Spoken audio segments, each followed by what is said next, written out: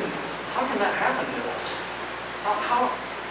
What is worth that faith?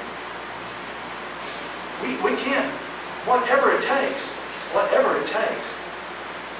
we have to pay it to avoid that. It's incomprehensible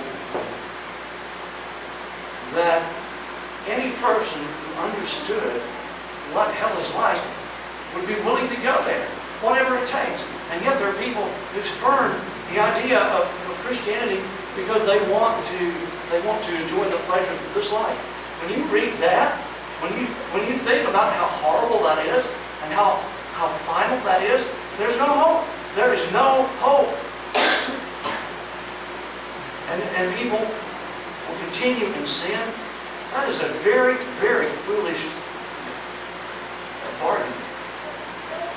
What happened?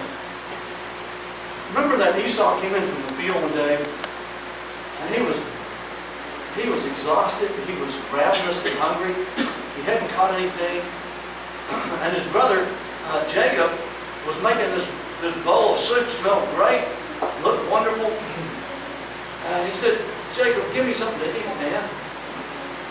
And Jacob said, "Okay, sell me your birthright." And Esau thought, "Well, I'm not ready to die here." And he wants to make a deal. So what good is it going to do me if I die? What good is my birthright? So he said, "Okay, I'll sell you my birthright for some soup. Just give me some soup, man." And Esau ate that soup, and he gave away his birthright, which was an everlasting possession, and exchanged for soup. And 5 hours later, or 3 hours later, you think he was hungry again? So did that soup last him? And he exchanged an enduring reward for a very temporary thing. The values were not comparable. They were not equal. And he gave away his birthright, which was his and would have been for his children, his descendants forever, in exchange for a bowl of soup. He had such contempt, he held it in such low esteem that he wasn't able to think ahead, he wasn't able to plan ahead. We have to look beyond now. We have to have the kind of faith in God that says, "Yes, Lord, I believe you even if you kill me."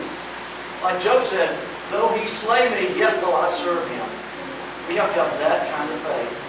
We have to have that kind of dedication. Because he will kill us. It's appointed unto man once to die, and after that the judgment. At some point God will say, "That's his time, take him." And there's no escaping that. We cannot avoid that. No matter how much we want to, how much we try, we cannot avoid God taking our spirits. So we have to be ready for that.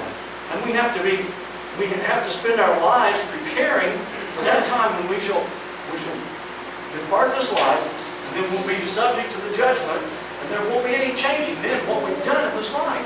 It's too late.